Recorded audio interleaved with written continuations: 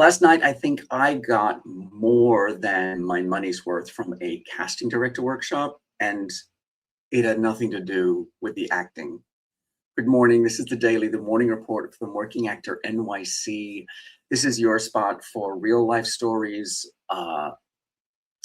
strategies, and lessons you can use in your acting career. So let me know what you're working on in your acting career. Good morning, friends.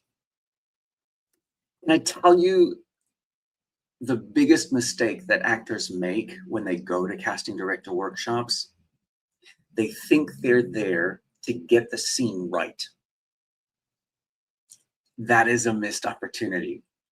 All right, let me take you through this. Last night I did a casting director workshop with veteran industry legend Kim Misha. This was a workshop that had been set up for returning students. So we had all been in class with Kim before. In those previous classes, Kim had assigned scenes to us based on what she could learn from our profiles, the headshot and resume that we posted. She assigned scenes to us from that. This class was different. This was a class where, because we had worked with her before, we were invited to bring in our own scenes. And everybody did there were only 9 of us presented last night, and almost everybody did really good work. I think there was one scene where I thought, it wasn't quite at the same level as the rest of us. And I think I did good work too. And the traditional format for these casting director workshops is that you do your scene, the casting director gives you an adjustment, and then you do the scene again based on that adjustment, right?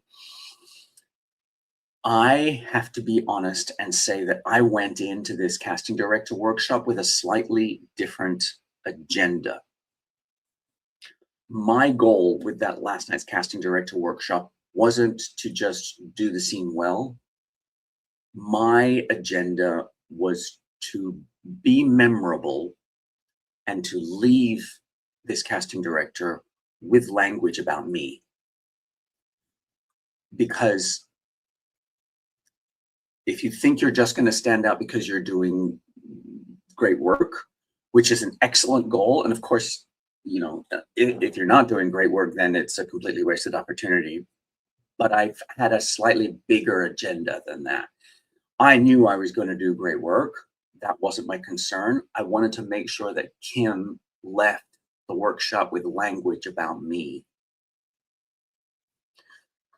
So when I introduced my scene, I deliberately mentioned that this was a scene from Elspeth that I had booked.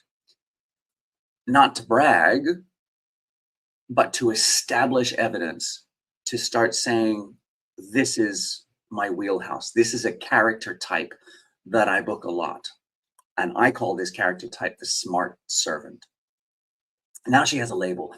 I will guarantee you, because I know that Kim had to make notes about last night, because next week she is going to assign scenes again based on what she saw from our character types from last night.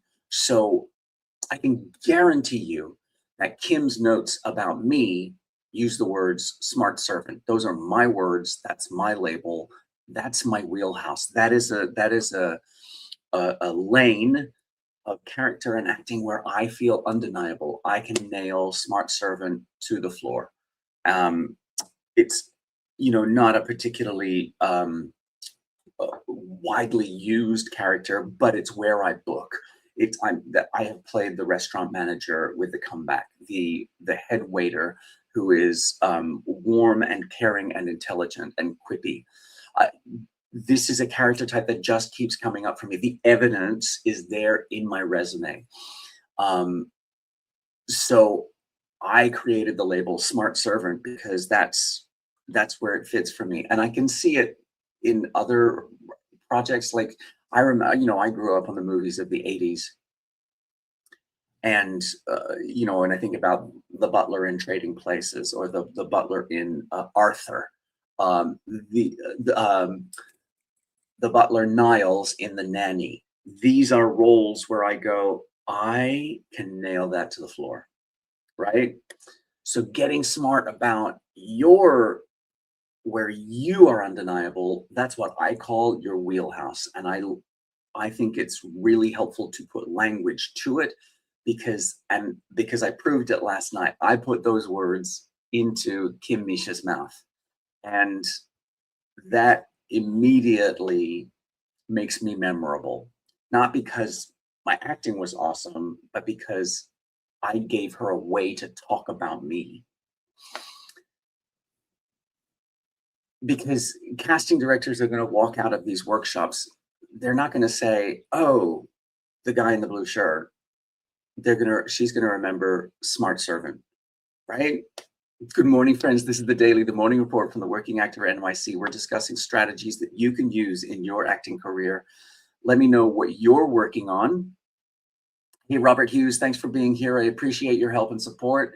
Let me know what you're working on in your acting career, so we can get into it. So in mentioning that I had that this scene that I brought into this casting director workshop was a type that I call the smart servant, that I get booked in a lot. I was able to get in quite a lot of information for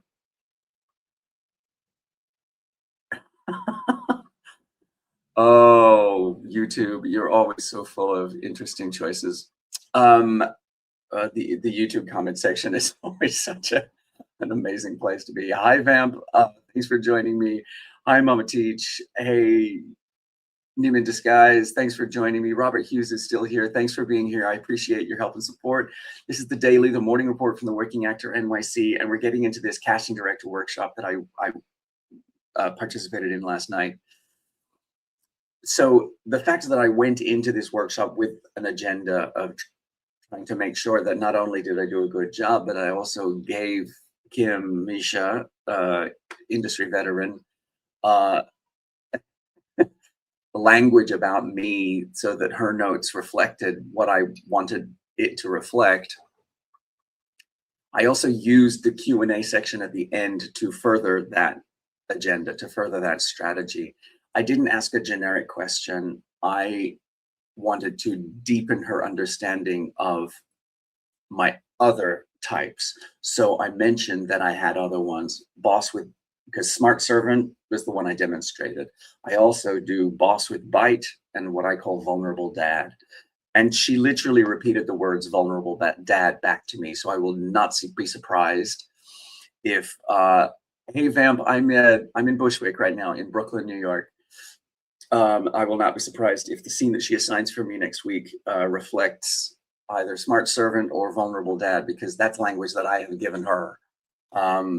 So that repetition matters.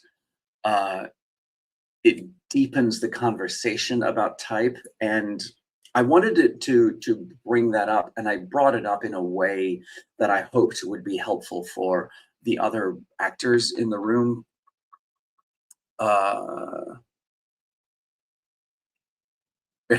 Hey, YouTube. We are discussing a casting director workshop that I went to last night. This is for the actors. I brought up those types as a way of saying what's an effective way for us to communicate those types to. Thanks for being here, Vamp. Appreciate your help and support. I brought up those types as a way to help other actors see. And I asked the question, how can we communicate those types? Is it just through headshot? And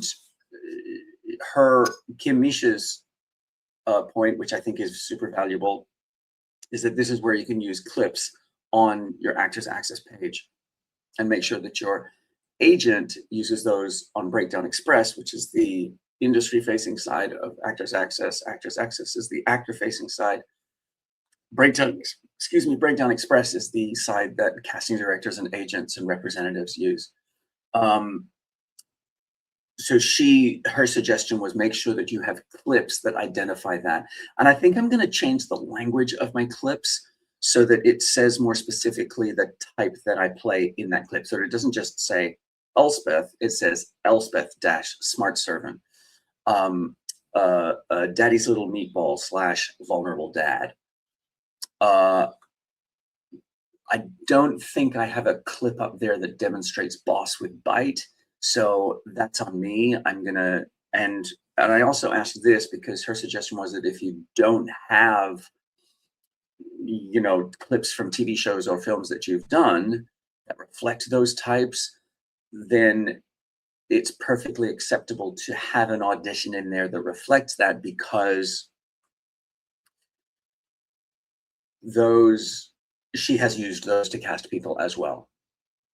Good information. It's not just, I'm not going to add an audition to my reel that I've put together, but I would add it as a clip that my agent can use to submit me, knowing that casting directors are fine with that. If Kim Misha is fine with that, I'm good to have it up there. It does not embarrass me, because I do also have the evidence there that I'm, regularly on television, right? And I mean, the thing with these casting director workshops is we pay a lot of money to go and do them. And I don't know if Kim will ever bring me in, but I do know this. If she ever needs a smart servant in one of her casting projects, she knows who I am now. That's success. That means I got my money's worth out of that casting director workshop. And I feel I left that casting director workshop feeling like I got exactly what I came for. And I think the strategy that I want you all to take with you: help the industry remember you accurately. Of course, you want to do a good job with your acting in these workshops, but raise the bar for yourself about what you can achieve in that environment. Because I will tell you that there were a lot of great actors, and there was a lot of good performances in the room. It wasn't just I didn't stand out because my performance was better than anybody else's. I stood out in that workshop because I went in with an agenda, which was to do a good job, but also to leave Kim with language about me that she can easily and quickly use. So getting in my smart servant label, my vulnerable dad label, and having her say those words and repeat them back to me means that I achieved my agenda of being memorable to her beyond that room. And I think that's today's coaching lesson. Help the industry remember you accurately. I work with my coaching clients to create these wheelhouse statements, these marketing labels for themselves, not for you, for everyone else. It's a communication tool, right? It's something that your reps can use when they pitch you. If my rep can say smart servant is a type that Benjamin nails to the floor, and the evidence is there, that's I book that role over and over again, then that's the purpose of it, right? Your job isn't just to give a great performance. Your job is to leave a clear memory of who you are. This is what I've been talking about all along. Clarity about who you are for this industry is your secret weapon. I know that I moved to America knowing that I can play a wide range of roles. The first job that I booked in America was summer stock down at Seaside Music Theater in Daytona Beach, Florida, which is not there anymore. but this is in the aughts. And the point was that they realized that they could use me in lots of different ways throughout that season, because we think we did 4 shows, 3 or 4 shows, can't remember now. But being having variety and being flexible, being able to having range was important for that job. And I'm not saying don't have range, but I think the industry, the more you can help the industry use you, the better off you'll be. Get the industry to know you for one thing that you're amazing at, where you are undeniable, where you are useful, where you shine, where you're in your wheelhouse, where you feel great about the work that you're doing. Start there, be that. And then once casting directors know that they can rely on you for that thing, then you can start to open the door and say, hey, you know, I also do this other thing. Being known for something specific is often what earns you the opportunity to show your range later. And I stand behind that. If you're looking for momentum in your career, help the industry move you forward by being amazing at something that they can pin on you and you can use to your advantage. I feel as though I would rather. Which scenario would you rather be in? Being amazing at a lot of different things, but not getting used, or being used for one thing and then having to find a way to show that you can be amazing at other things? I am a working actor, so I rely on the income to keep coming. So I am firmly of the belief that I would rather be pigeonholed for a little while and then look for ways that I can expand out of that. Because being pigeonholed means that you're getting used, you're getting seen, you're getting remembered, you're in the room. Let me know what you think about that. Come on, this is a one-sided conversation. I see a lot of you in here, and I want to know what you guys think. Hey, good morning. So I'd love to know what you guys think. What is that? Does that hello, my hi chick? Hi from Russia. Good. Thanks for joining me. This is the morning report from the Working Actor NYC. Let me know what you're working on in your acting career today. I am, let's see if we got over on, oh, still the crazy comments from YouTube. I am working on, I'm developing more of my workshop today. I'm going to go back into making sure that the workshop that I create is interactive and engaging for the people who take it.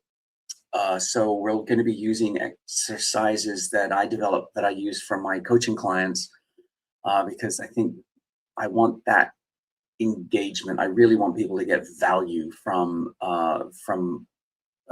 the coaching workshop that I'm putting together, probably in July. Let's see if I can pull all those resources together. So that's what I'm working on in my acting career today. What else do I have?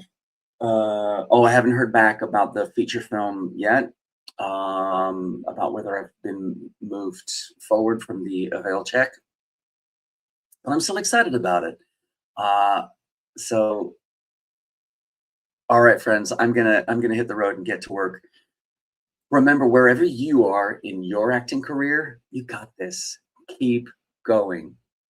I'll be right back here tomorrow morning at 8 a.m. I'll see you then. All right, friends, 8 a.m. tomorrow morning. Let's do it again. Let me know what you're working on in your acting career today and give me a report about it tomorrow morning, okay? I'll see you tomorrow.